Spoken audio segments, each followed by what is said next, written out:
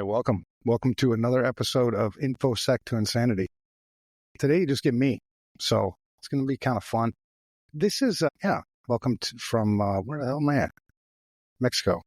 Yeah, greetings from Mexico. So I'm glad you're here. I'm not sure how many people are going to be watching this live, but if you are watching it live, then you can put in all kinds of questions and give your own perspectives on things. The title of today's show is 30 plus years. So for those of you who know me, I've been in this industry for a long time. I think it just makes me old, to be honest. 30 years. And I'm curious, have we made any progress? I have this crazy ass mission, and the mission is to fix the broken industry. So, and really when you break that down, what that means is everything that I do in this industry and everything that my team does in this industry, we have to ask ourselves, are we contributing to the fix or are we making things worse? The good thing is that keeps us honest. So I'm not going to, and our team won't sell products to you that you don't need, that don't work, that aren't the next best place for you to spend your information security dollar. There's lots of things that are broken in this industry. It also means that when we look at things, can we create solutions? Is there a solution that we can create to fix a problem? So, and I'll go over a lot of that stuff as we talk through tonight.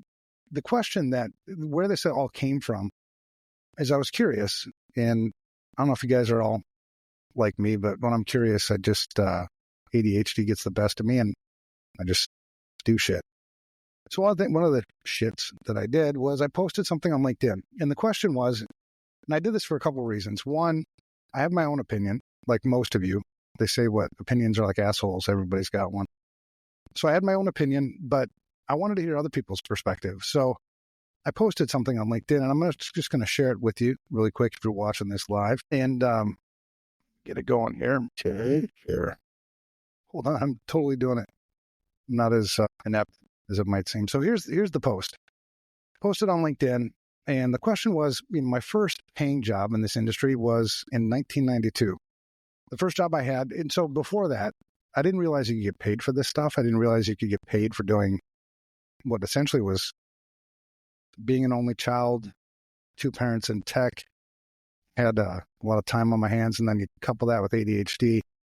It led me to doing a lot of crazy things, stealing internet from neighbors, stealing Windows 95 from Microsoft in 1994, maybe, or 3. I don't remember.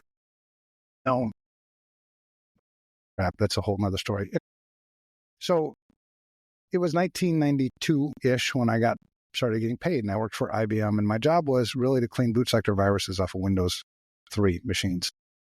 The industry was really crazy back then. There really wasn't an industry back in 1992. But as you progress, I went from that to networking, became a Cisco engineer, started teaching Cisco classes. And back in the 90s, man, they paid you tons of cash for this. After that, found my way to Jask Software. I don't know if any of you know what Jask Software is, but we were the makers of Paint Shop Pro. So those of you around, the year 2000, late 90s, early 2000s, Paint Shop Pro, you had really two options. This was kind of the advent of digital photography. Hey, Matt, good to see you, man. You need to put some, so on the live chat, feel free to type things. If you have something, and I don't know how many people are going to be watching, or anybody other than just me and Matt, feel free to chime in anytime. I'm going to ask for your perspectives, and I expect you to share them.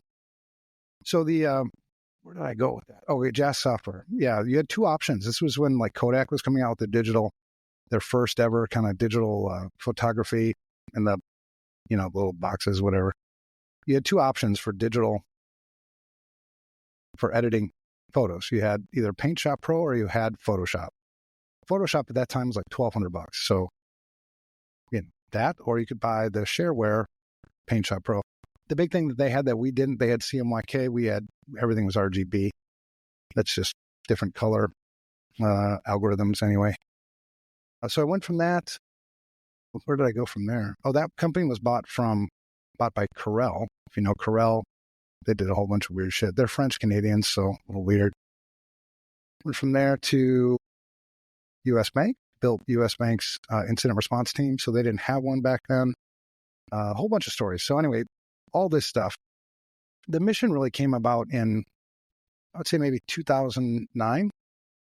And it came about because FR Secure at that time, we only had 2 employees. It was me and a business partner who's still with me today. I call him my business wife. That's Kevin. He's better looking than me. He's always had bail money budgeted for me, so it's cool. So, but there was a company that was interested in buying just our little company. It wasn't a software company, just consulting.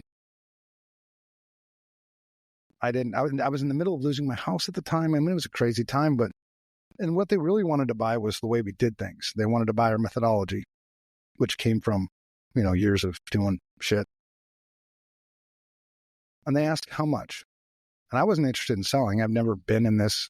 I mean, it's crazy when you look back that many years ago. It's like, man, I've learned so much. It's kind of funny now. They asked how much. And I said $3 million. And they laughed. I'm like, all right, that's cool. So we left.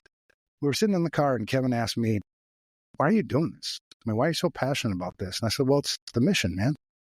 He's like, what's the mission? I go, it's to fix the broken industry. And that was the first time I actually verbalized it. And, he didn't laugh at me. He's still with me today. And it seems super crazy back then. You fast forward to today, FR Secure is doing great, 100 some odd employees. Still stays true to the mission. It's all about the mission there. Security Studio, a whole bunch of things have changed. But you look at the 30 some odd years from the beginning in 1992 to today, and if my mission is this, then I have to ask, have we made any progress? I mean, are we better off today than we were back in 1992? And so I posed that question. I posed that question on LinkedIn, and I made just a poll out of it. And this is what the poll results were. So only 130 votes. There were 40 comments, which is interesting because we'll get through those because that's your perspective, which was really important to me when I asked this question. 130 votes. There were, 6,000 or some odd people who saw it. And I think there may be, some speculation on why only 130 people answered the question. I think some people are maybe intimidated to answer the question. I think the world that we live in today, some people are afraid to share their perspective on things. But this is what the results were. So my opinion, I'm not even going to tell you yet, but 25% of the 130 said yes. Ultimately, we are more secure today in 2024 than we were in 1992. 40% said no. And then 35% gave a gray area. And the reason why I gave gray area is because hoping that people would share their perspective on what the hell that means. So that's what I want to talk about tonight. I want to talk about the 25% that said yes, the 40% that said no, 35% that said gray area. I want to get these perspectives. I'm not going to make fun of them. The whole purpose of asking this was to get perspective, to understand better. And I'll explain why that's important. So tonight, what I'm going to share, now that I've shown you that, I'm going to go ahead and stop that sharing. I'm going to share why credibility matters. Because when I share my perspective, you got to know, is this guy even credible? I mean, does Evan even know what the fuck he's talking about? Excuse my language. Maybe I don't, right? Credibility is really important when you consider somebody's perspective. Go back to, there's going to be a lot of ADHD moments as I talk to you. No guest today, so I just get to run with it. I get to say whatever the hell I want to say. And I ADHD a lot. So it might be frustrating for you to hear and kind of follow along with what the hell I'm saying. I'm not going to edit this before I publish it as the podcast file. Just that's the way it is. So number one, why credibility matters. I'm going to talk about that. Number two, why perspective matters. Why do I even give a crap about your perspective or anybody else's perspective for that matter? I am a guy who genuinely, in most cases, don't care what you think about me. It doesn't mean I don't care what you think.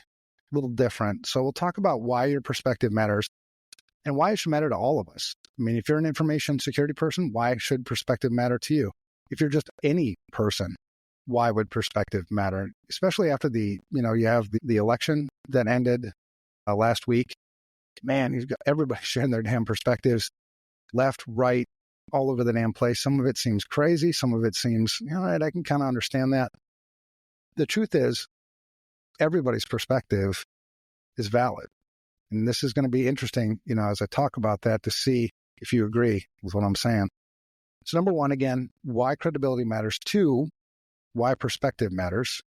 And then I'm going to talk about your perspectives on the question that I posed. Like I said, there were 40 comments on this one post.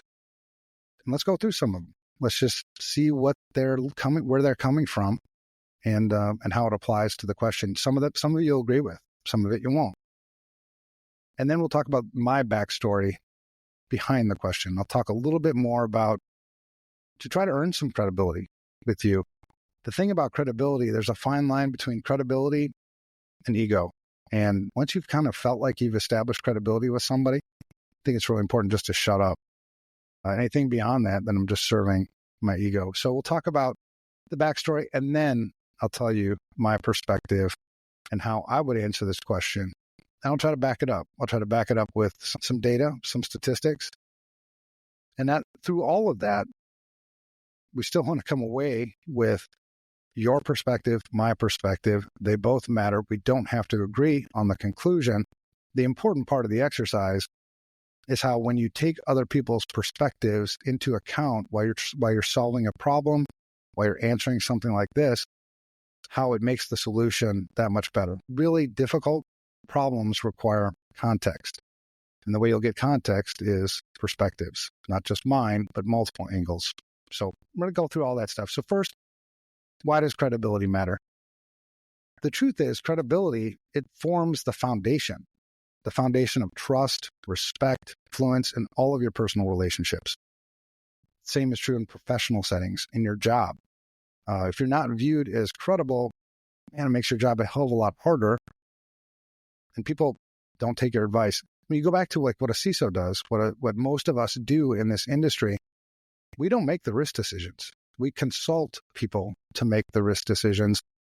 You're going to be a lot more successful if from where you're coming from, it's credible. It's viewed as credible. Three things you're always going to need: credibility, trust, and likability. But we're just going to focus on credibility right now.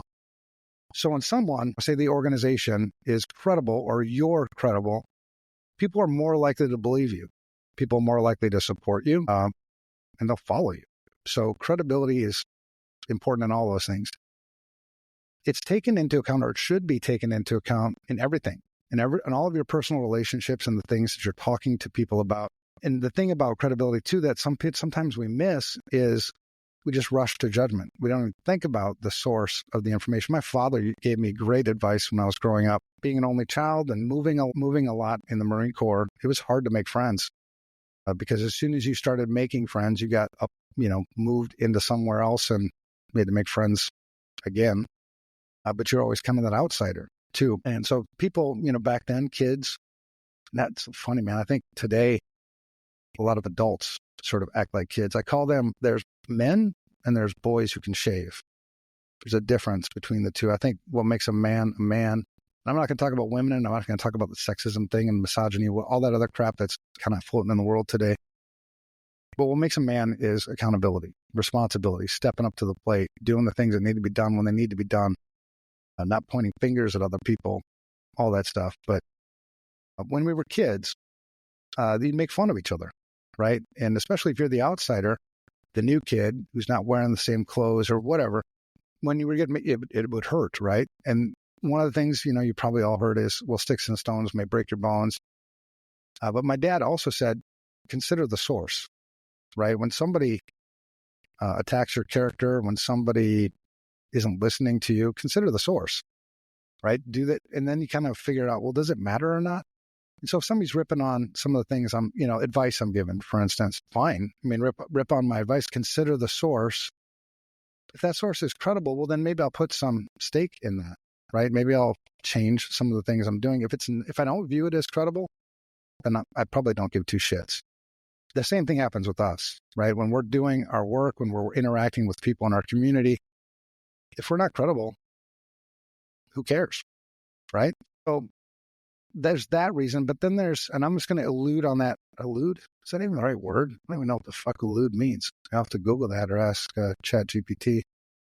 But 7 things. I'm going to give you 7 things, 7 reasons why credibility matters. It's essential. Number 1, it builds trust. It builds trust and reliability. It fosters trust. It's essential for those effective relationships and all your communication. Number 2, influence and persuasion. Somebody who's viewed as credible has a lot of influence. They can get things. I don't know if we've ever done this, but I've been hired a lot over the years as a consultant. And the advice that I've given after, whatever I'm doing, whether it's, giving advice after an assessment or answering a specific question, I may answer that question exactly the same way that the internal resource, the person who hired me, has already answered it multiple times. But when I say it, everybody takes note, and then we start doing it. And that person usually is like wondering, what the hell, man? I've said the same damn thing. Why didn't they listen to me? It goes back often to credibility. They don't view you. It's not that you aren't credible. From their perspective, which we're going to talk about next, from their perspective, you're not viewed as credible, which is a lot different.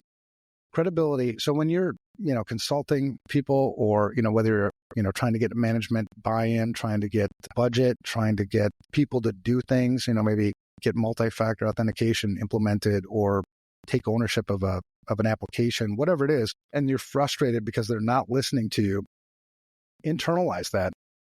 Am I viewed as credible? Do they not think I know what the hell I'm doing? Or maybe they don't trust you. Those are really tightly integrated, but credibility is super important. So that influence and persuasion, that's number 2. Number 3, professional success and reputation often comes from credibility. These are all tightly integrated. But the more credible you are, or the more credible you are viewed by the people that matter, usually translates into better or more professional success and reputation. Reduces doubt and challenges. That's a big one. Sometimes, and especially like in our industry, there's so many different competing, viewpoints, different perspectives, different frameworks, different methodologies, different whatever. Why are you using that? Why did you make that recommendation? Reducing that doubt saves a hell of a lot of time and helps us get things done. Long-term loyalty and relationships comes from credibility. Often it's a byproduct. Crisis resilience. When you're viewed as credible and everybody else is running for the hills, freaking out, burning their hair. If you're credible, you'll be able to put, depending, you've been there before, right? That kind of thing. I've been accused numerous times in incident responses for not caring because everybody's freaking out. And, what's the sense in freaking out? You've kind of seen it before. You've done it before. And you ask them, well, why? Why would you think that I don't care? Why would you think that I don't want to be here? I'm like, well, because you're not freaking out. I'm like, well, shit, would it be better if I freaked out? No, it wouldn't. But so crisis resilience also comes from credibility. And the last one, number 7, it supports ethical integrity. This is a really important thing, especially when you're talking about mission-driven. I say things like mission before money. It keeps me honest if I'm credible. So it supports that ethical and credit. It's closely linked to ethical integrity. People who maintain their credibility over the long term, they're usually the people that do stick to a high ethical standard. So in short, credibility matters, right? And I'm going to get back to why that matters in this discussion and why it matters to this question that we're going to tackle. Again, the question is, have we made any progress? From 1992 to 2024, are we more secure or less secure? If I'm going to tackle that, you should be questioning my credibility as we talk about it. So in examples, and it's funny because in full transparency, where I struggle myself with credibility is mostly due to the fact that, number one, I do things sometimes that are pretty counterculture, right? Things that may not make business sense, but they make perfect sense to me, being driven by this mission. That causes issues because people are skeptical of that, and they have one of two things that they're probably going to do with it. And I'll give you some examples in a minute. I say we're going to do this thing. Doesn't make business sense. We're going to do it for free. And, why the hell would you do that, right? People are going to be skeptical. And then they usually either just rush to judgment, which then means they're going to stay skeptical. They're going to continue to view me as being not credible. Or, and this is what I want them to do, is call my bullshit. when you call somebody's bullshit, you give them the opportunity to establish that credibility. And so I always ask people, when I say what I say, they're like, man, really? Like, call my bullshit. Because that will establish credibility. You'll find that what I'm saying is true, right? So you might think that, calling bullshit is a bad thing, but feel free to call bullshit on me anytime you want. Now, examples of this, I'll give you four. Number one, the CISSP Mentor Program. If you haven't heard of the CISSP Mentor Program before, it's free, and people are like, as soon as you say free, people are, what? Come on. In this industry, what's free? And if it's free, it must be no value. Well, then what's the sense in even doing it? So the CISSP Mentor Program, I started that in 2010 and started with 6 students. And the reason why I started it was because just like you hear it today, but maybe a little bit less with all the noise, I was continually told that we don't have enough talent in this industry. There's not enough people to fill the seats. Like, well, why? Why would that be? And so you start thinking, well, maybe training is too expensive for people, especially if you have to pay for it yourself, or a lot of companies don't want to pay for training because they figure once you get trained up, you're going to leave. So I started this. I'm like, well, we'll just do free training. We'll prepare people for their CISSP. And even if they don't want to, or they're not ready to take their CISSP, they'll still learn the fundamentals of information security and why that's so important. So it was teaching everything you needed to know to pass the CISSP, but also tell you the bullshit that you can kind of forget later. Like, you're probably not going to use Bell LaPadula or BIBA or whatever the hell else, So we started that program with 6 students. And that was 2010. So now we're in 2024. So 15 years. So this last one was the 15th year. And all along, people were like, bullshit. You don't give away free training. I'm like, no, it's free. Well, there's got to be strings attached. I mean, there's got to be like, I don't know, marketing. Do you like spam them all the time? Or no, man, it's free. No strings attached. It's part of like trying to fix shit that's broken in our industry. And so 15 years have gone by, and it's still the same damn thing. It's still free. And it's really cool because now it's been over 100,000 students have been through that program. And you get these emails from people, every year, saying thank you, or will you endorse me? And, so that's really cool shit. But the example for the credibility piece is the fact that people who saw this, they took advantage of it, and which is kind of in a way like calling bullshit, right? Okay, you're saying it's free, fine, I'll sign up. Let's see if it's really free. It's free. So that's awesome.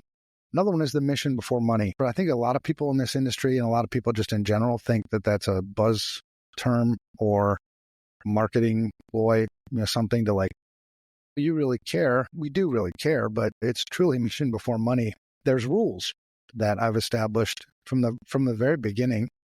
One of those is if you sell a customer something they don't need, I'll run you over with my truck. And so I had an F-250. No, I had an F-150, but then I went to an F-250 because we started hiring, I think, some bigger people like John Herman. I don't know if you've ever seen John Herman before.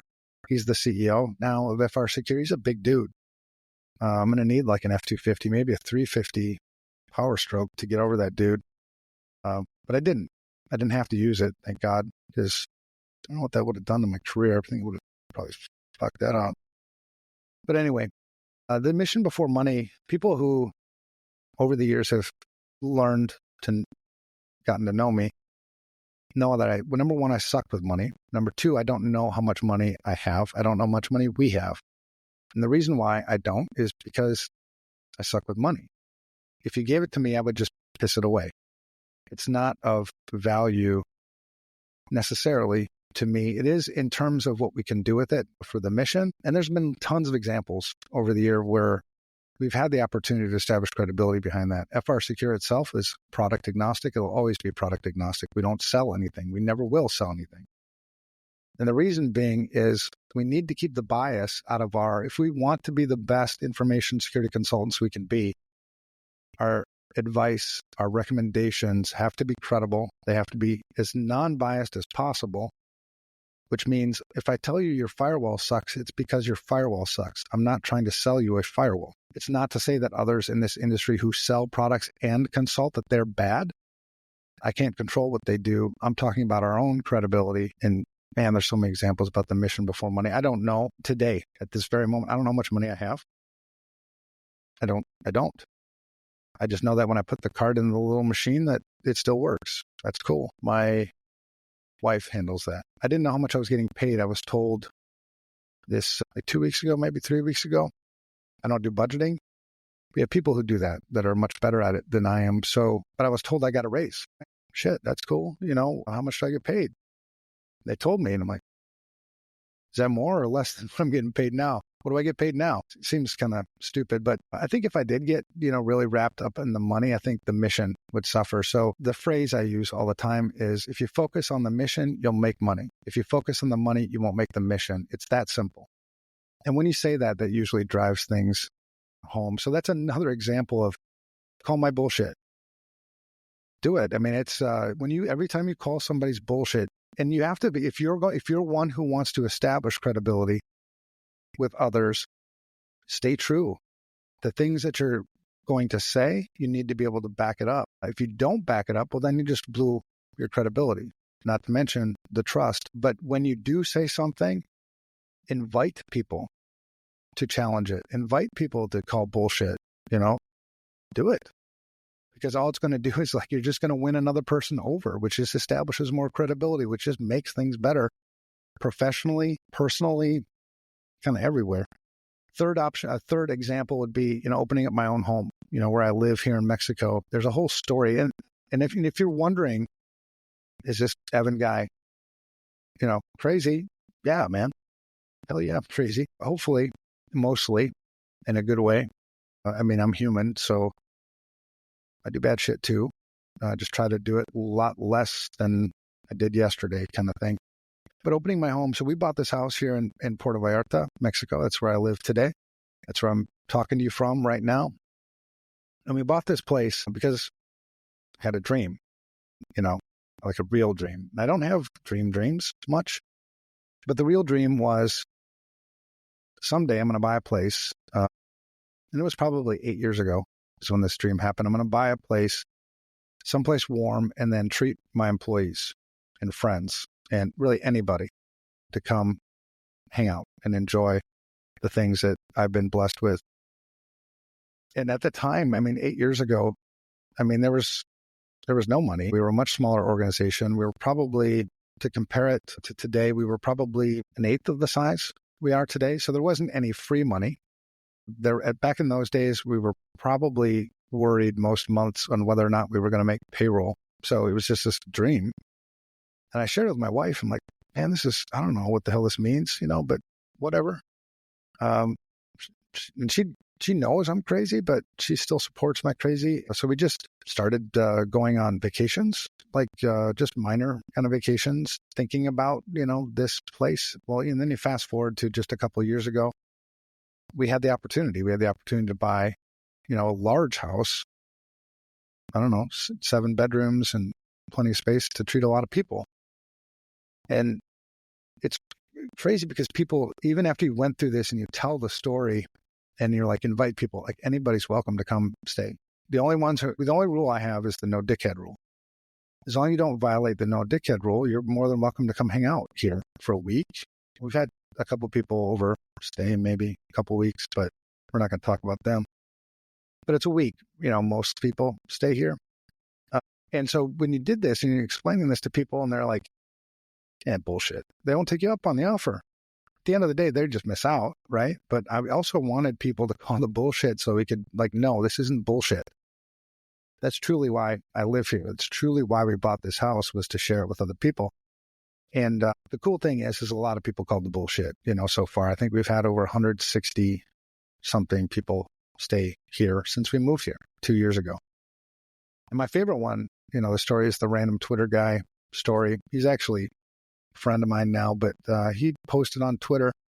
He asked for a recommendation. Does anybody know a place where I can take my girlfriend for her birthday in Mexico? And I just replied to his tweet, come to my place.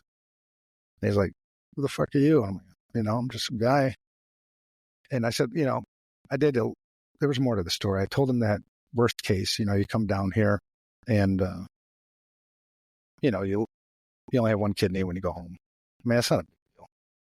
And if you don't turn me in and you don't complain too much about it, I'll share half the proceeds for that other kidney. But then I had cancer, so I lost a kidney. So I'm thinking now, if I did that, I would keep his kidney for myself, so there'd be no money for him. Anyway, that isn't what happened. And that's not, obviously, I was joking about all that stuff, but he took me up on the offer. And now he's a good friend, and it's really cool that he called the bullshit. Last one I'll say is just that product agnostic thing. Those are the 4 that probably come top of mind right now on calling bullshit.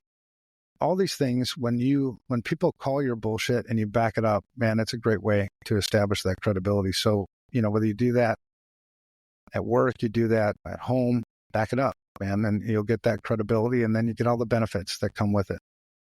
So call bullshit. Another reason I struggle with credibility, and the whole purpose of the podcast, not the whole purpose, but a big purpose of the podcast is just to be transparent, to be authentic. And I don't care how many people really listen. This is probably more of a mental health exercise for me than anything else, which is good. So the one reason about the credibility is not enough people. I think I do weird shit. And I think weird shit sometimes, if people just take it at the surface, they're not going to give you the opportunity to establish credibility. But if they do call your bullshit, awesome. So that's number one. The second reason I think I struggle sometimes with my own credibility, even being in this industry for as long as I have and done as much shit as I've done, still struggle. It's like anybody else does. I mean, whether you're brand new in this industry and you think you're struggling, and you think it's going to go away when you're 30 some odd years into this industry, it ain't going away. You're still going to have it. You're still going to deal with it. You just get, I think, a little bit better at it. And maybe you get, the more self-aware you are, the more you kind of grow from it. So another reason I struggle with credibility is I don't care.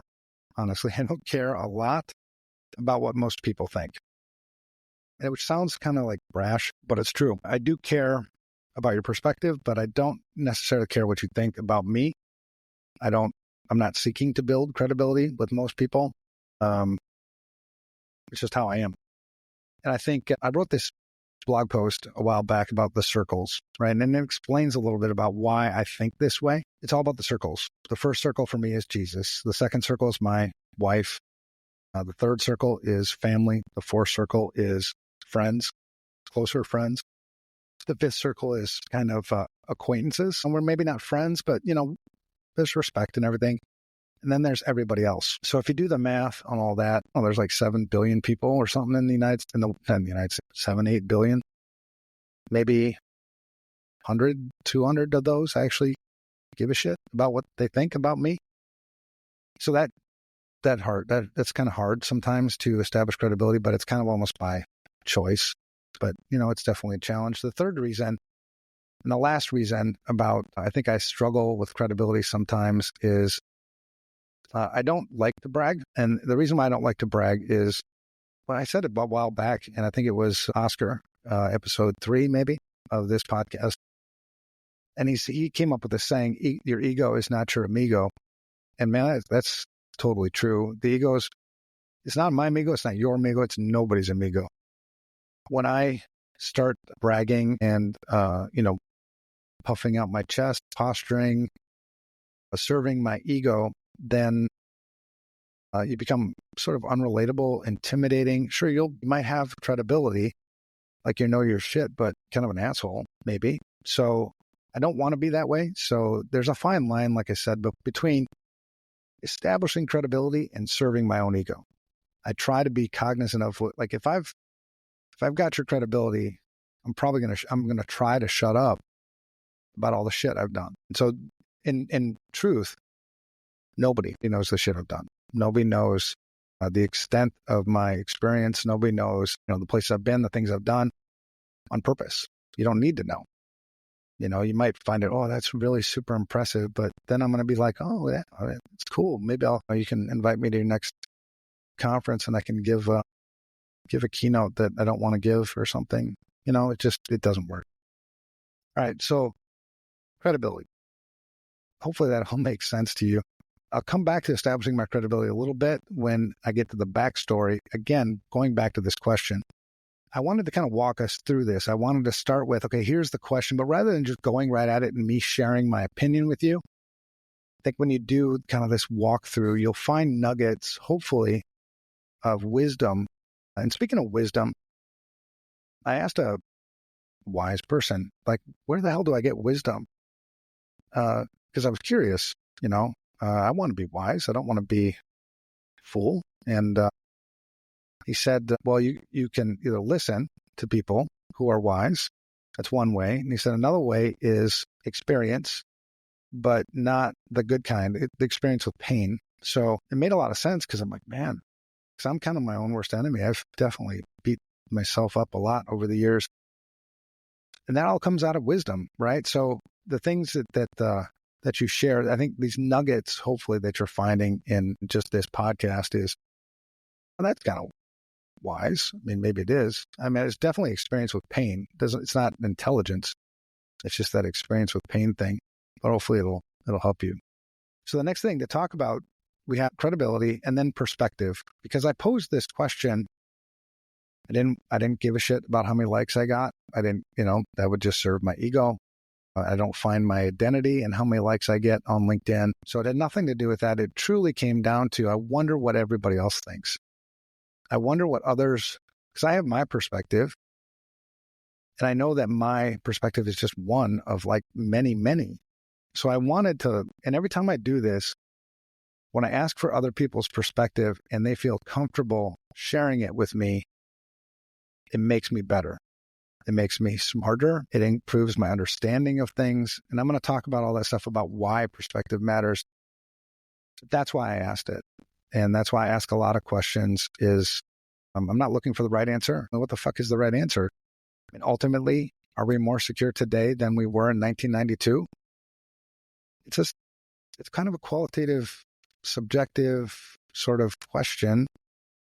You could back it up. I mean, I could definitely back it up with what my perspective is, because it's my perspective. It's how I view it. But if you answer differently than me and you can back it up, it's really interesting. It's really interesting. Like, why would you say that? And when, you give some logic and reasoning behind it, it's like, damn, I didn't think of it that way. I walk away smarter. I walk away with a better understanding of things, not to mention, I think an ability to, empathy, an ability to maybe collaborate more with people, not be so damn close-minded all the time. So perspective, why perspective matters. I mean, perspective itself, if you don't know what, and it's fine if you don't know what that means, perspective, it shapes how I see the world, how we understand and interpret the world and everything in it. Our perspectives, they influence just about everything too. That importance of credibility, but perspective, it influences our thoughts.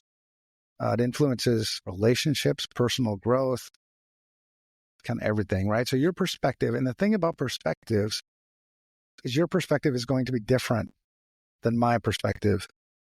We might draw similar conclusions from our perspective on things, but your perspective is unique to you. I don't know what it's like to be you.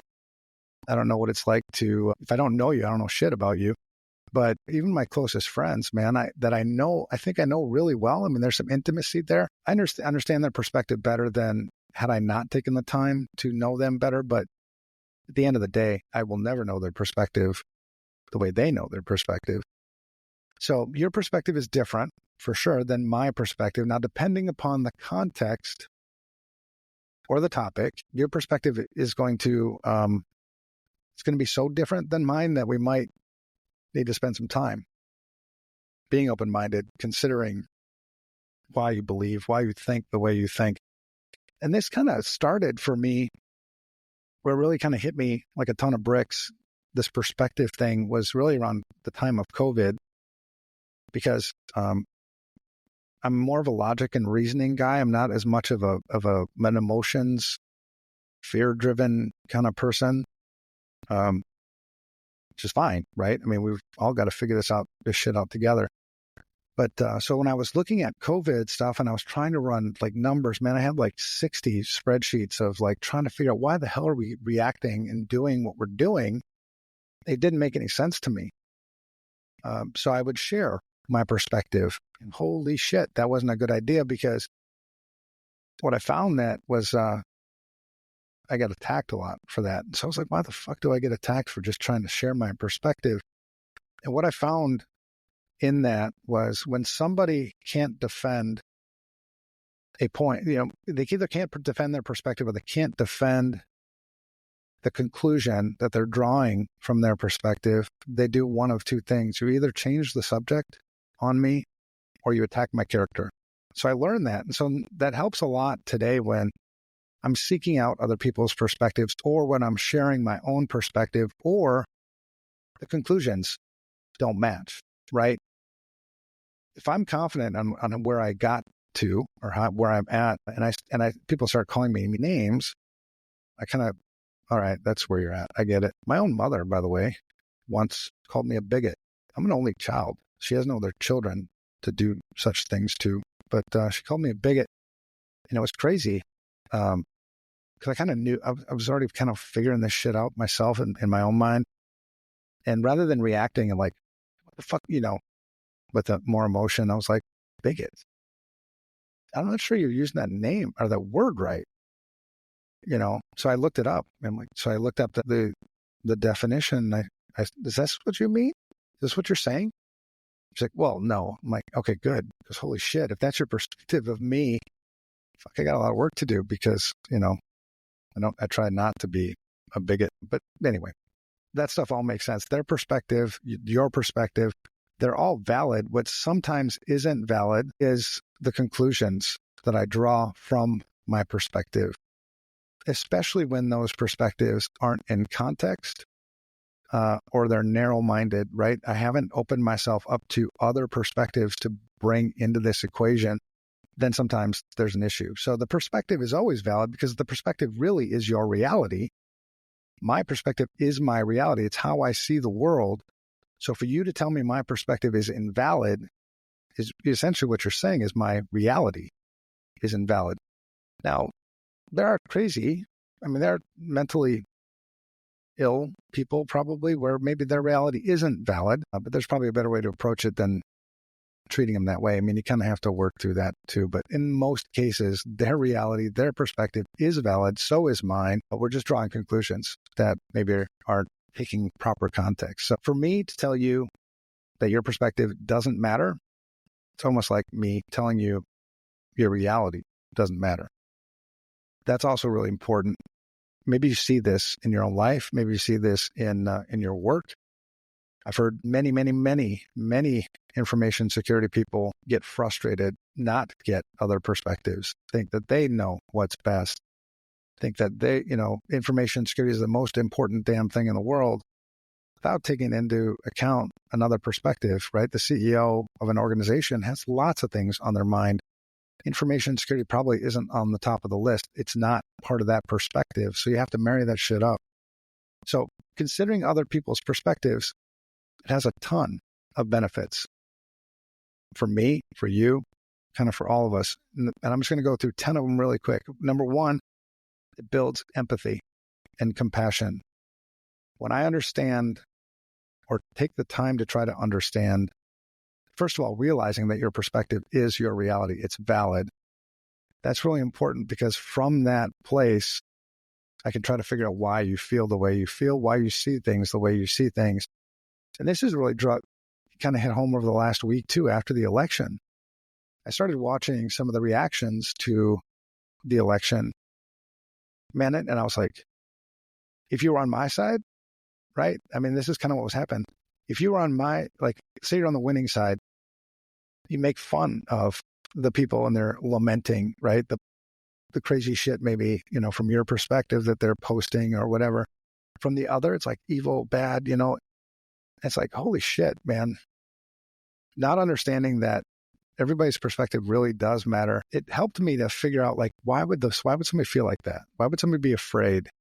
Why would somebody feel like it's okay to rub somebody's nose in it? That's the empathy thing. trying to figure out why, trying to figure out what it's like to be in their shoes. And then once you start to get there, then you can have compassion for it. Like, okay, I can see it. I can see why you feel that way. It hurts, and then whatever. So that building empathy and compassion, that's the first one. That's a very big benefit to perspective. The second one reduces conflict and misunderstanding. How often do we just jump down something without taking into account somebody else's perspective on this? I think the world in general has become very transactional and less relational. You can't really consider somebody else's perspective well without establishing some relationship with them. Once you understand this perspective thing, it definitely reduces conflict and misunderstandings. Second, promotes open-mindedness and learning. Man, that's why I asked the question. I mean, for all these reasons, but I wanted to understand why people saw it this way. Maybe I can learn a thing or two. I mean, once you get to the point where you feel like you got all this shit figured out, you think 32 years of information security, like, I got it all figured out, man, I'm not even close. If I did, we'd already be fixed. So getting these other perspectives, you have to open your mind to it, right? Like, even if, at the surface, you'd be like, that's a stupid answer, or that's bullshit. Call the bullshit, read what they're saying, listen to what they're saying, and maybe they'll establish some credibility with you in that. 4, strengthens relationships and trust. 5, improves decision-making. The best decisions I've ever made in my life have been decisions with context, good context. The worst decisions, conversely, come from ones where I haven't sought out other perspectives, where I made decisions with shit context or no context at all, kind of in a bubble. And people pay for that, including myself. So improving your decision-making, if you want to be better at this job, if you want to make good decisions, learn to understand perspective, man. Learn to embrace it. So, yeah, I think sometimes one of the reasons why people maybe don't embrace perspective is for fear that maybe it's going to shake their reality a little too much. Maybe it's going to force them to reconsider some of their beliefs because they may find that what they've been believing all this time, maybe they should change the way they believe. You know what I mean? So sometimes people are very closed, I think, to sharing perspectives. Usually I think it's probably related to insecurity, but I can't control them. I can't make them take in my perspective, but I can be better, right? I can try to, value their perspective.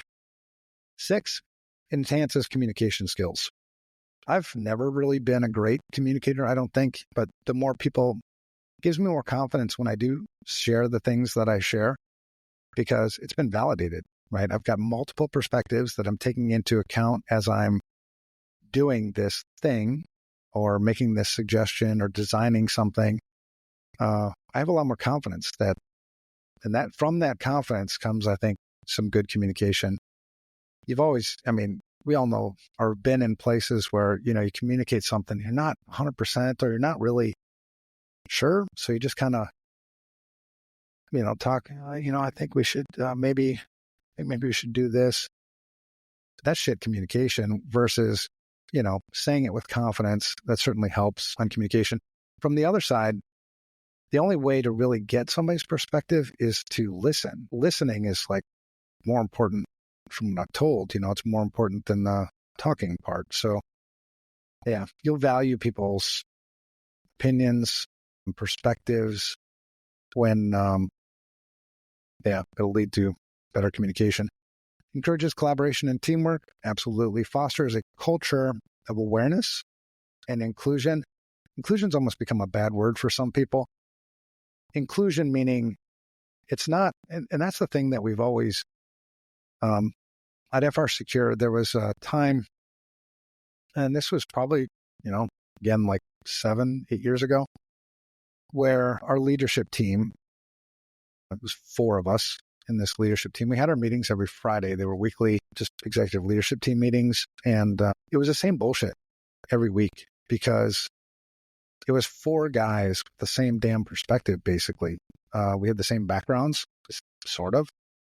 We all grew up in kind of suburban, for me, after the military. We all went to suburban high schools. We all went to college. We're all white guys. We're all basically the same. Same or very similar perspectives on matters, right? So you'd come to these meetings and it was just a bunch of just regurgitating bullshit. And it got to the point where we're not having another one of these damn meetings until we get a different perspective here, something to challenge the way we're thinking, something to freshen things up. And so we need to figure out and be intentional about going to find a different perspective. So we hired our first female executive back then, and we didn't hire her just because she was female. If that was the only reason why we hired her, then we'd really be selling her short because we wouldn't value her perspective. That's really what we were hiring for, was a different perspective. So when we talk about diversity, at least where I can work and lead, diversity is more about perspectives, different perspectives. A person of a different color will have a different perspective than I do. Somebody who grows up in the inner city will have a different perspective than I do, regardless of their color. Somebody who's female will have a different perspective than, you know what I mean? So that's what I'm talking about the collaboration, teamwork, the inclusion, all that stuff. So that was number 8. It fosters this culture of awareness and inclusion. Number 9, it supports personal growth and self-awareness. I don't like to hear the shit I do wrong often.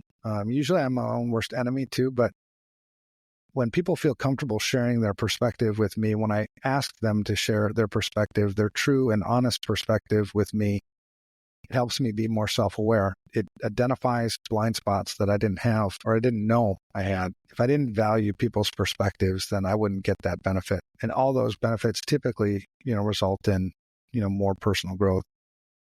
10th, which is kind of a big thing, about especially today after the election and kind of the division. I think just the world is pretty divided.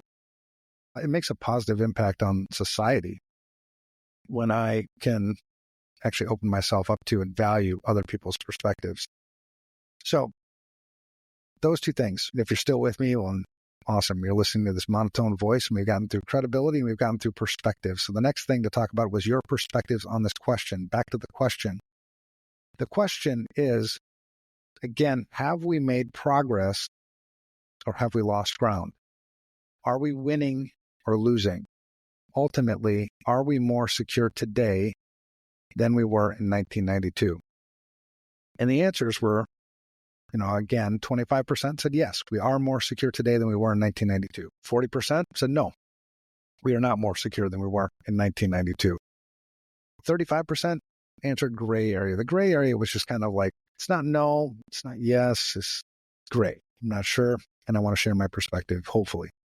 So of that, we had 40 comments that were given, and I think they're all, again, if I approach this out of the gate, that every one of these perspectives is valid. The conclusion may be, I may take exception to it. I may not agree with it. I may not, that stuff is all cool, but what they say matters, right? Especially when I put it out here like this. So the first one was a guy says no. So his answer is no. We're not more secure today than we were in 1992, but probably need to back it up with some stats and numbers of SMBs put out of business by ransomware, etc., compared with number of SMBs put out of business due to, this was probably a joke, Windows 3.1 boot sector viruses. I think that's a valid perspective. Data would be great. For being such a data-driven industry, or claim to be data-driven, it's kind of sad, I think, the lack of data we actually have around some of these things. So yeah, I agree. Stats would always help. It'll definitely establish more credibility behind your opinion, behind your answer. But I think it's pretty good. The other one, I believe, from what I'm seeing, is in the gray area. From speaking with people where I've made recommendations. So speaking with people, this is somebody who went and got perspective. There's a long answer here. It's where I've made recommendations on software security controls or even simply implementing network segmentation with firewall rules to disallow specific ports services to other portions of their network. Some organizations don't want to implement MFA simply because they do not want to use the phone or even a USB device like YubiKey. I digress. There is progress, it seems, in some sectors and not in some not as some of the organizations seem to either not care, can't afford it, too intrusive of a feeling. So there's a lot. This is a long answer. It's definitely an answer. Like if I wanted to understand this perspective, I think I need to spend a little more time kind of unraveling it a little bit. The cool thing is that somebody shared their perspective too many times. I can only imagine being in the shoes of somebody who's not in this industry or somebody who's maybe new to this industry, how if they feel intimidated by answering questions like this, like who am I to? I mean, well, why would my opinion matter? And that's one of the things that we really need to do a better job of, I think, in this industry is everybody's fucking opinion matters here because it's everybody's.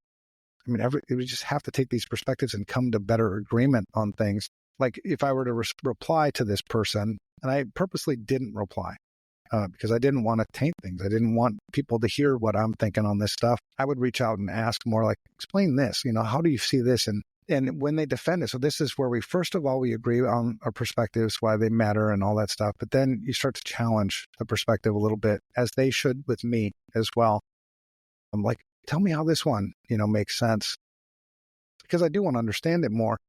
But then when you come to a point where it's like, okay, I don't understand how you got from here to there, that's when, at that point, you've probably established enough credibility together in working through perspective that, oh yeah, I kind of agree with yours better or more, or we just agree to disagree. I mean, both of those things are valid, but that's what I would do. I think with this one, there's a lot to it, right? I'd have to read through this more. I'd have to dissect it, unravel it, probably ask some follow-up questions and figure it out. So here's another one. The answer again, are we more secure than we were in 1992 or not? Here the comment is, for nearly every improvement we've made, more vulnerabilities arise. Are we more secure now? Yes. And a lot of it is due to individuals like you and your amazing team. Oh, thank you. The more connected we get, the more opportunities for vulnerabilities and system failures. This is my outside the industry opinion. All right. Well, ego stroke aside, again, this would also require, all these things here. That's the thing about social media. And I think communicating electronically is, man, this would be a fascinating, I think, discussion to like, all right. So for nearly every improvement we've made, more vulnerabilities arise. Are we more secure now? Yes. That one seems to disconnect the logic. Like for every improvement we've made, more vulnerabilities arise. So then maybe anyway, that would require, I think, more follow-up, but I do appreciate the work you do or whatever thing. This one, more secure, in quotes, more secure is a qualitative statement. Agreed. It's a binary question-ish because it's yes, no. Getting to that conclusion, I think, is a lot of qualitative data, right? You'd have to opinion, whatever. So more secure is a qualitative statement. If I've learned anything, meanings are in people, not in words. In today's context, I'd say we're less secure overall due to the landscape changing and the threats evolving along with consumerization of IT. Just my 2 cents. Awesome. I think that's another, as I'm thinking through, and formulating, I already had my opinion and I feel like I can back up where I'm coming from. Taking into account these other perspectives just makes it, I think it makes me better. To be honest, I think it should. So here's another one I chose yes for a couple of reasons. One is that we are doing a much better job educating people on the dangers that exist. Those have dramatically changed over the years for sure, but boot sector viruses are pretty nasty too. Yeah. When I just referred to boot sector viruses, because that's what I was working on in 1992. That obviously wasn't the only threat we had in 1992, but it's cool. But that's how he got, his part of the perspective and like, okay, this is why you're sharing it this way, it finds that common ground so then he can start kind of working through it. So number one, that was what he said. Two is that even small companies are investing in cybersecurity today, where in the past, it was an afterthought. The media may have something to do with that. In 1992, the attitude was that it will never happen to me, and today that isn't the case most of the time. That's an interesting perspective. My perspective would be the opposite in some of those things. So from where he works, from his viewpoint, from his vantage point, what he sees is that more and more small companies are investing in cybersecurity today, where in the past it was an afterthought, and that's justifying the progress. And the second is the attitude that it'll never happen to me. And today that isn't the case, where people feel like they just take the stance, it's never going to happen to me. And in his perspective, that's not the case. And in my perspective, maybe. I mean, maybe we've made, baby steps in that direction. But we've also got a lot more small businesses than we had in 1992. So you blend the two perspectives, right? It's interesting how that's what he's saying, from where he sits. Yeah. Something to definitely consider. And it helps you ponder this stuff too. Like, why the hell would you see it that way? Right? I'm not going to jump to the conclusions like, bullshit. I didn't know what I was talking about. That ain't going to work. At least if you want to create solutions. I mean, if you just want to be the guy that's just like, yeah, that's wrong. There are times I do that, but I try not to because it's not going to solve problems. So this guy says, Evan, I answered no, not because we weren't or aren't making progress, but because that progress is slow and often tied to budget and other constraints. More importantly, though, we are dealing with a change in the enemy's mindset. Rules of engagement have changed, the fronts have expanded, and we have limited resources to keep the attackers at bay. There was once a time, not too long ago, when hackers followed an unspoken code. While they might infiltrate corporations or challenge government systems, there were certain lines they wouldn't cross, particularly with essential services like hospitals, utilities, and public safety networks. Unfortunately, that line of honor has largely vanished. Today, we're seeing cybercriminals target sectors once considered off-limits, with hospitals, utility companies, and even critical infrastructure falling victim to attacks. The stakes are higher than ever as attackers seek to extort money or cause widespread disruption with little regard for the consequences. Imagine a hospital under attack where critical medical records are held hostage or essential services are shut down. This can directly impact patient care and, in extreme cases, even put lives in immediate danger. Again, another perspective. It's interesting, man, because every time I read this, I'm like, man, okay.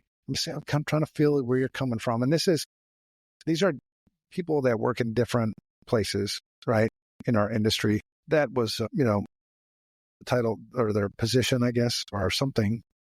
And their profile is cybersecurity expert. The one before that was IT director at an electric company. The one before that was director of IT from a county. Yeah. So trying to figure out like, okay, how do these things all tie together and how do they work? The other one was a cybersecurity expert at a very large tech company. Interesting. I'll go through a couple more and then I'm going to get into mine. But that hopefully you see the value. Like as I'm thinking about these things, I'm thinking, okay, this person made this comment. Let's think about, let's read it and then figure out like, okay, where do they sit in this? I mean, where's their credibility? In answering the question, their perspective, regardless of their credibility, is still valid. But I'm going to put a little more, I think, weight to the answer to the question based on credibility, right? So, if it was my mother answering this question, I'm definitely going to take into account her perspective because I'm her only child and it's really important, I guess. But credible? Maybe not. Where there's a lack of credibility, there's a little more, I think, opportunity. If you've got credibility, I think to influence and maybe help massage, maybe shift maybe their perspective a little bit. Because everybody's perspective is also subject to change, right? It's based on things that I learn, things that I see. So when somebody challenges my perspective and I can't defend why I see things the way I see things, well, then there's a good opportunity for, I think, my perspective to change, right? And the more compassion you show, the more empathy you show in valuing other people's perspective, it kind of does change your perspective a little bit on, yourself. But you don't go into these things. I don't go into these things trying to change your mind right off the bat. First, I got to value kind of your perspective, establish that credibility with you, and then I can start to influence and maybe shift your perspective a little bit. In all of that, that first step, understanding your perspective, another way we say that is meeting you where you're at, right? Oh, okay, that's how you see it. Okay, I see it now. I mean, that makes sense. I get it. I get why you would see things that way, and as you're working through that you may have already walked into the room with credibility, who knows? But if you've got that credibility, then you can kind of like, all right, I get it. I'm going to validate that you're not crazy. I'm going to validate that you're not stupid. I get where you got your perspective. Now let me help you. I'm going to share my perspective and see if it resonates. See if we can't, find some common ground in all this. So I'm going to share one more. I don't know. I'm going to pick one, maybe at random, about this one. This is a CEO of a company. Don't know who this person is. That's a founder, CEO of a company. And this is how he answered. Yes, I believe we are better off because if you practice good security hygiene as a user, then in parentheses, keep security patches up to date, use secure passwords, don't install unknown software, etc., there is a fairly low chance that you'll have issues. The major caveat here is that we have, again in quotes, parentheses, that's the circle things, right? Anyway, collectively and individually, a lot more data at risk than we did in 1992, especially because at 7 years old, I had yet to get my first email account. That was probably 1995. All right. Yeah, again, it's trying to figure out, okay, why I believe we are better off. There's a good opportunity there. I think not necessarily the question, right? The question was, are we more secure than we were in 1992? So in a discussion with somebody nicely, right, you could point that out. Because I agree, if you do practice good security hygiene, all those things, et cetera, fairly low chance, depends on context, right? Depends on the type of business. There's lots of things that go into whether there's a low chance maybe that you'll have issues. You're always going to have issues, right? This isn't a game of risk elimination. It's a risk management game. So yeah, there's probably a good opportunity there to validate that perspective. I get what you're saying. And I agree with it. Maybe we missed the question a little bit. We can get back to that, perhaps, something like that. So anyway, good stuff. And I love these. Hopefully you understand the purpose, the intentionality behind posting that on LinkedIn. I wanted to understand where people were coming from. I wanted to understand their perspective, validate their perspective, then have a discussion. I think a good, discussion about it all. The backstory of the question, I already touched on the backstory, so I'm going to get to sharing mine here in a minute. So the backstory for this question, I already kind of laid it out for you, right? I started in this industry in 1992. I didn't have the mission in 1992. And then, like I said, the mission came about in maybe 2009-ish, somewhere in there. I lose track of time because I'm old now. It was probably 2009, maybe 8. But anyway. And so that mission, and also you've got this thing like, I want to leave the world a better place than I found it. If I've spent 30 some odd years in this industry devoted to doing, what I say that I'm devoted to doing, then I think it's a valid question for me to ask myself, like, man, and knowing that I can only impact a certain part of this big equation, are we more secure, right? So it was 1992, a whole bunch of stuff and shit, experience that I'm not going to get into because it would serve my ego and I'd feel good. But whatever. Then you come up with the mission, and then a whole bunch more shit. Like, it's a lot of stuff, Yeah, you can read my bio somewhere if you want, if you care. I don't care to now, right? And so the backstory, that's mostly the backstory. So when I consider this myself, going back to the original question, are we more secure today than we were in 1992? Well, first off, if I was posed with a question like this, which I am, first I want to define what secure is. What do you mean secure? I need some common understanding of what that is. So in my definition, and this is just to justify, I think, my perspective on this matter. If I were to define what secure is, or security, it's risk management.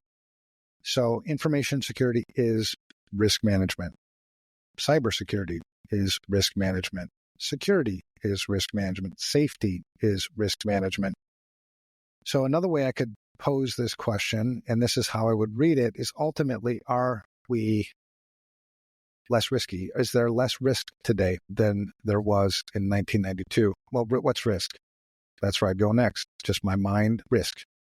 Less risk, more risk. Well, risk is likelihood of something bad happening, the impact if it did, right? So likelihood and impact.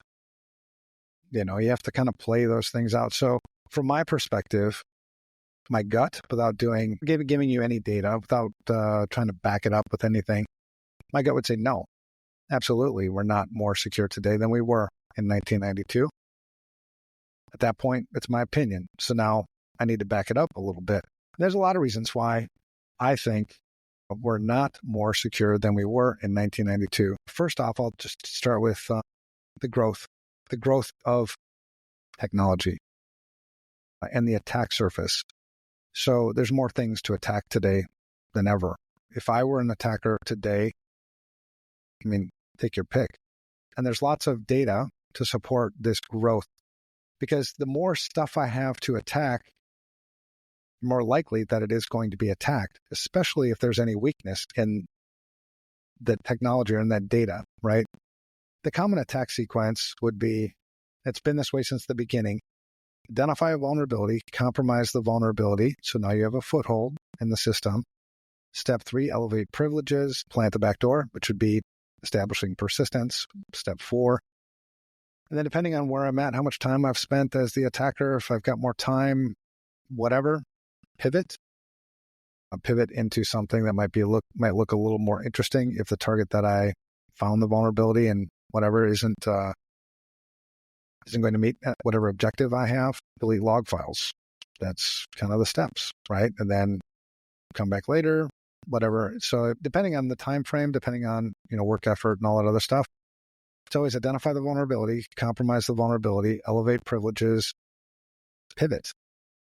Establish persistence was in there as well. Elevate privileges, establish persistence, pivot. You might pivot and then establish persistence, but anyway, those steps might be interchangeable.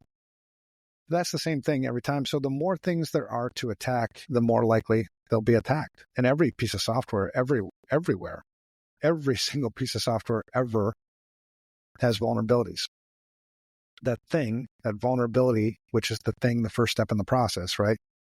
Now, and the average vulnerability, we usually say errors per KLOC, right? So maybe 7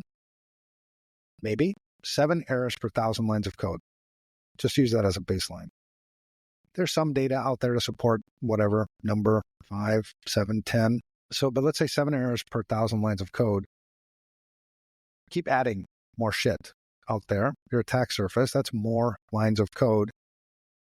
Just numbers would tell you, more bugs, more vulnerabilities. Some of those, when I say errors per 1,000 lines of code, they're not all security vulnerabilities. Some of them are just bugs, functional bugs, but some of them are security vulnerabilities. So the more you put out there, the more vulnerabilities there are going to be, which is more opportunity. So you're going to increase likelihood. In terms of impact, it's going to depend, but there's probably an impact statement there. Logically, you could follow that through without having the data. Right? The data helps, but it's not there. But I'll give you some data points on the growth of digital technology and attack surfaces. Internet adoption, for one, in 1992, The internet was there, but hell if anybody was using it. The data I found was in 1992, 0.05% of the world's population used the internet. I wasn't using the internet, that's for sure, in 1992. Today, the latest numbers we have is 2023. The internet penetration is 64.4% globally. That's according to data reportal. So there's a vast increase in the attack surface there. Another thing, look at connected devices. In 1992, digital devices, there were few of them, really, and most of them are standalone. There wasn't a lot of network connectivity, certainly not between networks. There was some local area network stuff. What would it have been back then? And that would have been bus networks for the most part. It had been a lot of Ethernet stuff. I don't think Apple Talk was there yet. There was some IPX, SPX stuff. But anyway, 1992, no, there wasn't any real connected devices. Today, the number of IoT devices, just IoT devices, that's not counting all the web servers and all the databases and all the containers and all the other shit out there, all the router, oh my God, right? Just IoT devices, it's projected to be 30.9 billion IoT devices by the year 2025, sorry. We already had 2023. So you go from very few, if any, to today, just IoT devices, 30.9 billion. Each of those, and those IoT devices don't do anything unless there's code to tell it to do things. So going back to that code thing, they're going to have bugs. They're going to have vulnerabilities. It just creates a lot more opportunity. Cloud and mobile technologies, in 1992, there was no cloud computing. There was the internet, but no cloud computing, no mobile internet. Today, 60%-ish, according to IBM anyway, 60% of the corporate data is stored in the cloud. Certainly efficient, cost-effective for a lot of businesses and people, but it also introduces risks if they're not properly secured. Now, that's got a couple of issues, right? You've got the likelihood thing, but then the impact, right? We've seen some of the global attacks and what they do. It's bad. So that's one justification I would use to justify the fact that we are not more secure today than we were in 1992. The second thing I would use is a significant increase in cyber threats.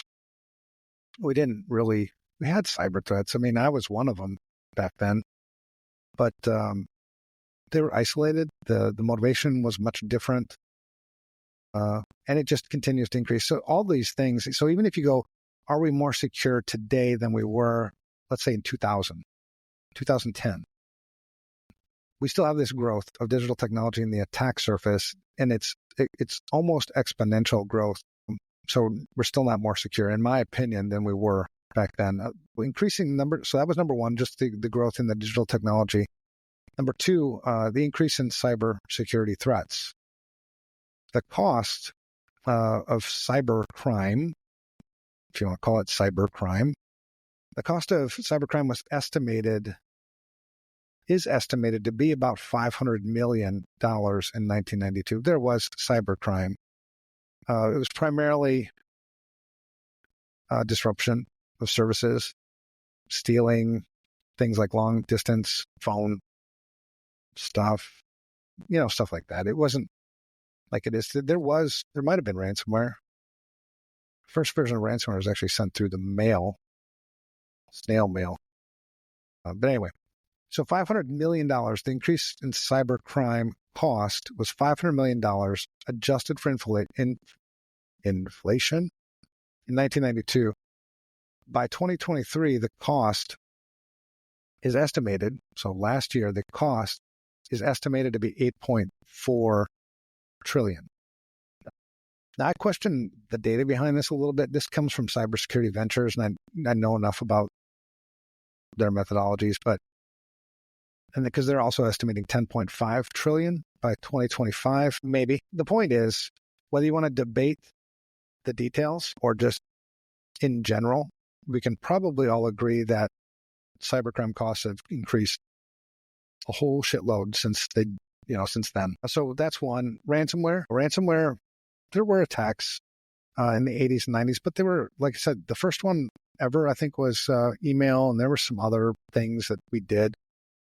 You could almost say that some of the boot sector virus stuff was ransomware. There was sometimes a money motivation behind it, but it was nearly non-existent. The FBI now, I think, in 2021, I think is the last data we have, was $4.5 billion. And that's going significantly higher all the time. Data breaches. There weren't a lot of data breaches in 1992 because not a lot of this data was stored online. 2023, I think was the record. We're probably going to exceed that this year. And these are just publicly disclosed breaches, right? We don't know the ones that aren't publicly disclosed, but 4,100, I think it was the first half of 2023, according to Identity Theft Resource Center. So that's the second reason, or second justification. Number one, just the growth, right, in the attack surface, the increased threats, advancements in security technologies. In some cases, I think have made things more secure, but I think in other cases have made things less secure. And the case here is there's a lot of people are using advanced security technologies in lieu of using the technology right? So take a firewall, for instance. You can block a shitload of attacks if you just use your firewall correctly. That's ingress and egress. I can count on one hand the number of really well-run firewalls I've seen in the last few years.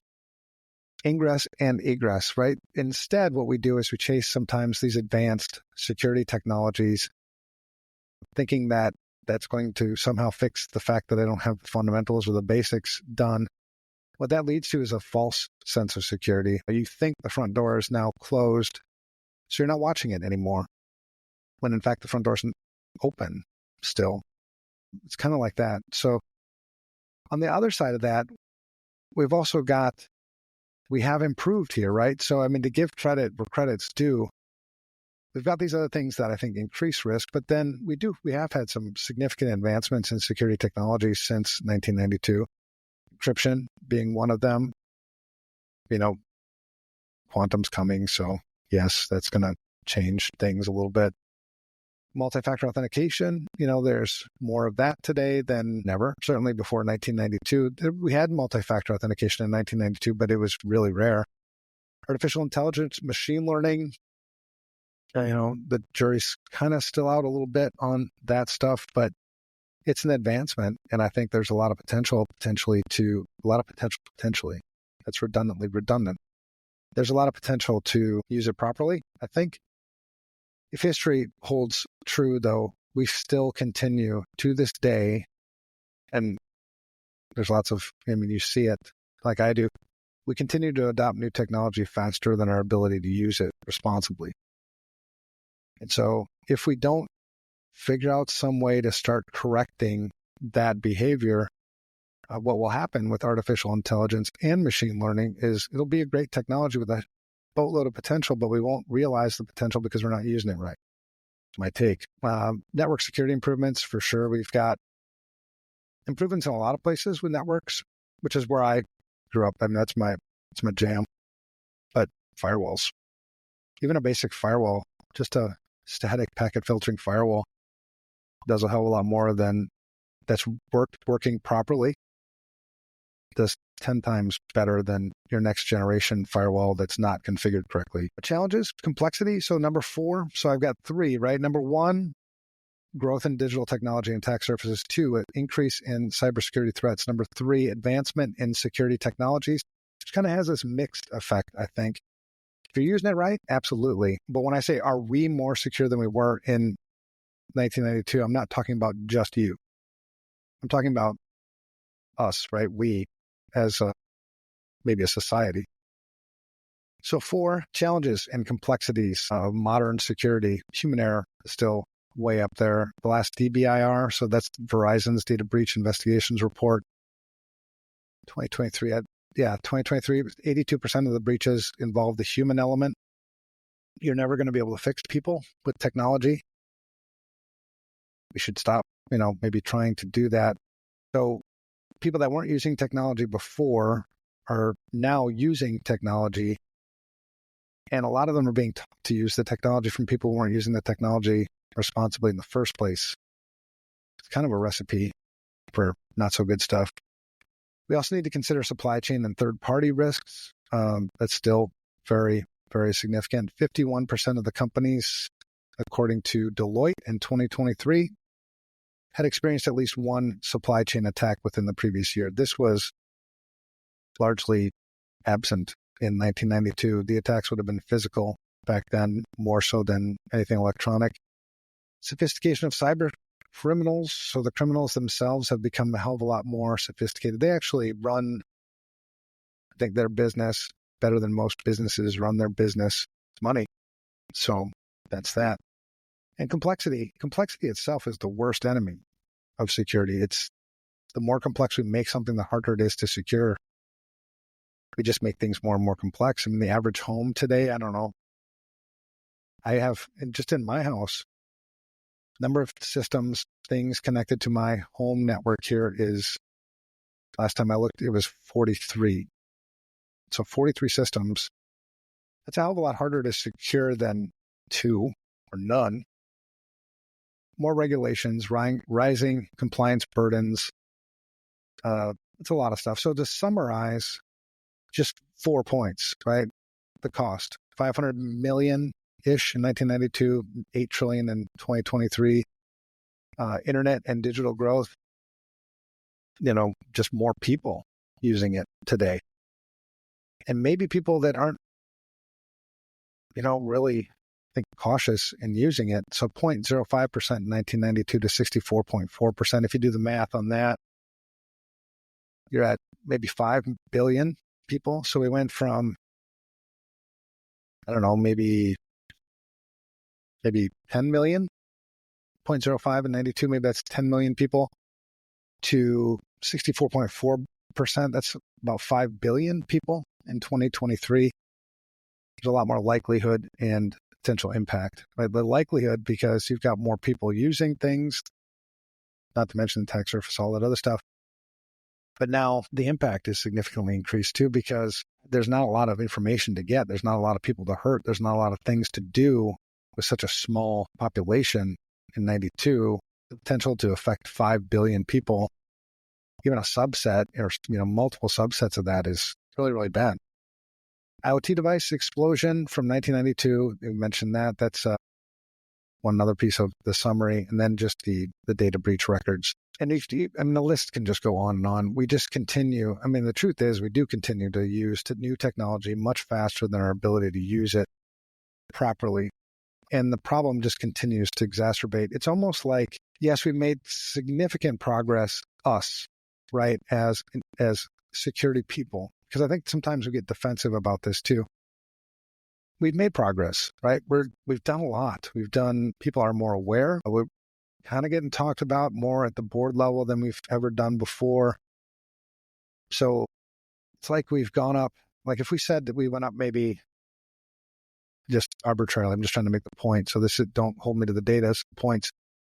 So let's say we've increased our ability to secure things 5% or say 10% year over year, right? Awesome. In context, right? Thinking perspective in context, the attackers have improved, not necessarily their ability, but the opportunity, coupled with the opportunity coupled with the ability. If you've made a metric out of that, say hypothetically that's growing at 30% year over year. So you've got the 10 curve and you got the 30 curve. It gets wider and wider. That's sort of what it's like, right? So are we more secure than we were in 1992? I think if you really worked through all of this, you might find it, and using logic and reasoning, you might find it really difficult to say we are more secure than we were in 1992. And if you do feel that way, that'd be a great discussion to have, to see how we justify that. At the end of the day, there is no black and white. Here's all the data. Here's the metric to prove it. Until then, we'll just continue to sort of have these discussions.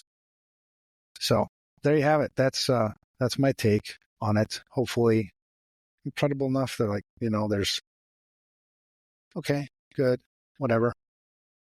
But again, I enjoyed the whole exercise. I really enjoyed reading through people's opinions, their perspectives on these things. It helped me understand more about other parts of the world. I only see what I see, but when other people share what they see too, it helps you question, makes you question what you're seeing, and it adds to it. That's that. Now, I hopefully enjoyed this. Hopefully it was, somewhat enlightening or whatever. I'll just continue to get better and better at this. The tech actually works. I don't know if you were here last week, but last week I tried to do the podcast with my wife, who's pretty damn awesome. I think she's hot too. Makes it even better. But I wanted to hear her perspective on, are we adopting technology too much? Is there too much technology? And she shared a lot of great shit. The tech sucked. Hey, so most of the podcasts, this is like episode 9, so you got to iron out all the kinks and all that shit. So production will continue to get better. But this one the tech was crap, right? So we start off the live and there's nobody can hear her. The video looks like shit. So we did the whole discussion without kind of knowing that, and then came back and I looked at it, I'm like, oh crap. So we had to re-record that, and we did that, just her and I sitting right over there on Sunday. So we ended up having that discussion twice. So I got to get her perspective twice, which was pretty cool. So hopefully you enjoyed that one. Now next week we've got, if these guys don't back out on me, we've got Ryan Cloutier and Chris Roberts joining. And we're going to do kind of a one-time only security shit show reunion. And I think that's going to be pretty interesting. I miss those guys a little bit. We did like 102 shows over the course of 2 years. And those guys are near and dear to me. So that's it. That's a wrap. I hope you guys enjoyed. See you next week.